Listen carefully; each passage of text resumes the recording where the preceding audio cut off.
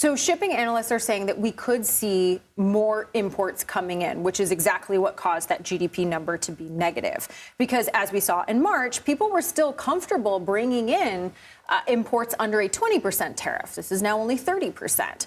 That being said, you're going to see businesses stockpile things that they could potentially use over the next few months, but not something like the holiday inventory, which would come in later on. One of the goals is to increase American manufacturing. Treasury Secretary Scott Bessent was asked whether this deal is contradictory to that. Let's listen.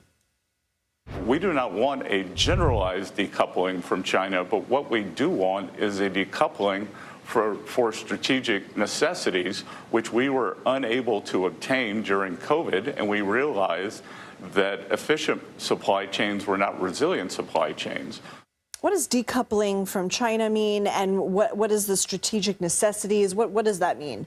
So they don't want to completely decouple. They're very clear that we need each other for the sake of trade. So it's a symbiotic economic relationship. Exactly. But specific industries like steel and aluminum, things that we need for national defense, for important products here, they want to have that stuff moved to the U.S. But I'm glad you played that soundbite, because the second I heard him talking this morning, I said, wait, hold on, I thought that we were moving manufacturing here. Now it seems like it's just about certain industries. So potentially this was really part of a negotiating tactic to bring them to the table.